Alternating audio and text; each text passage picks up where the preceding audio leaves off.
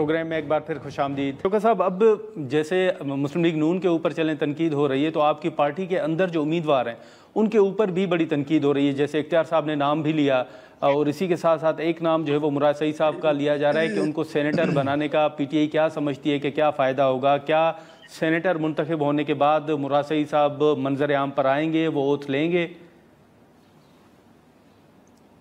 देखिए, ये तो कांटा लगा था ना उनके ऊपर कि जी वो इलेक्शन नहीं जीत सकते, इलेक्शन में नहीं आ सकते। तो कांटा ये साबित किया ना कि आवाम कांटा लगा सकती है और कोई नहीं लगा सकता। तो अभी वो जीत गए हैं, वो देखें आहिस्ता आहिस्ता इंशाअल्लाह ताला हालात ठीक हो जाएंगे। ये जो कुछ मेरे भाई ने भी बात की कि इनके लोग जो हैं वो नाराज थे। आप देखें कि हमारे जो उम्मीदवार हैं उन्होंने तो अपने वोट पूरे लिए हैं। आप मुझे बताएं ना कि हमारे तो सारे वोट हमारे अपने उम्मीदवारों को पड़े हैं। मुराद सईद ने 26 लिए, दूसरे ने 24 लिए, तीसरे ने 22 लिए, 21 लिए। हमारे तो वोट ही पूरे हो गए। एक दिलावर ने 2 वोट ज्यादा लिए हैं, बाकी तो सारे वोट हमें हमें अपने हमारे अपने उम्मीदवारों को पड़े। तो इसका मतलब है कि हमारे वोट इधर उधर गए भी नहीं है। अगर हम इलेक्शन ओपन भी लड़ते तब भी ना जाते। लेकिन ये एक अच्छा अच्छा अमल है, मैं तो शुरू से इसका हामी रहा हूँ।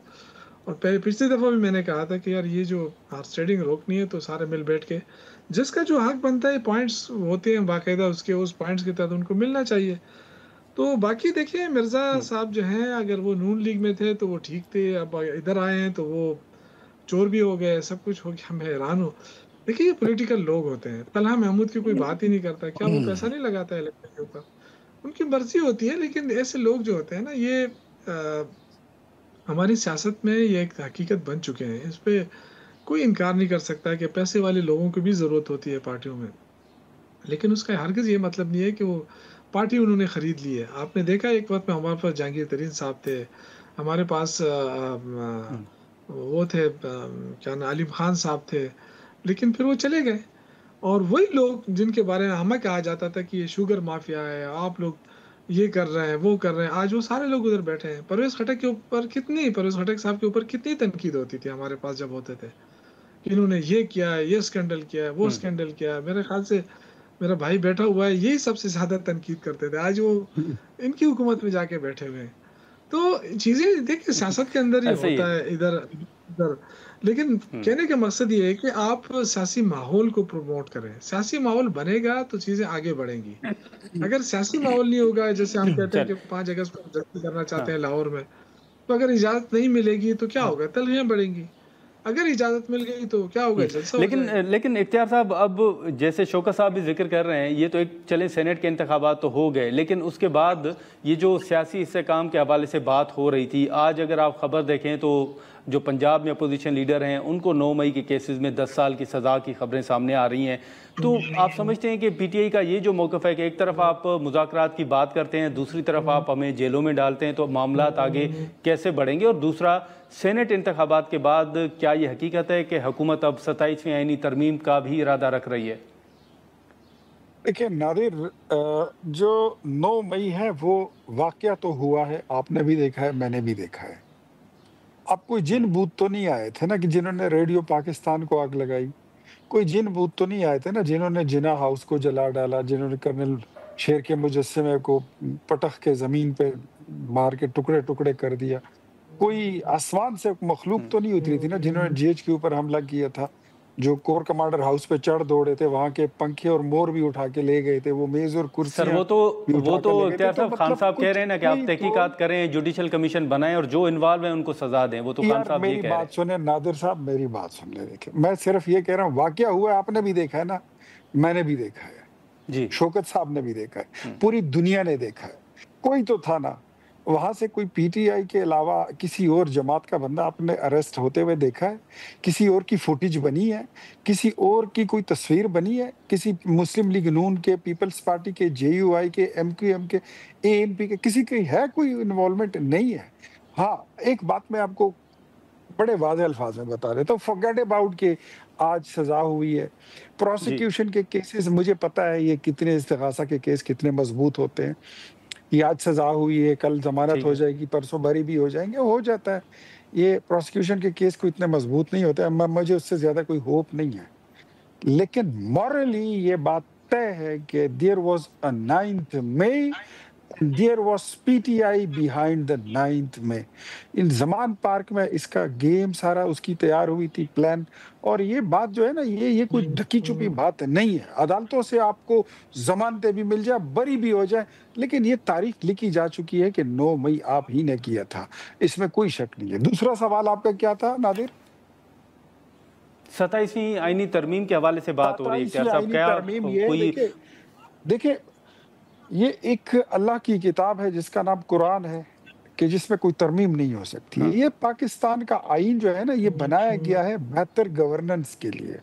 और आईन जो है, इसमें वक्तन फ़वक्तन नए कवानीन बनाना, नए इसमें अमेंडमेंट्स लाना, ये इस पार्लियामेंट का काम है।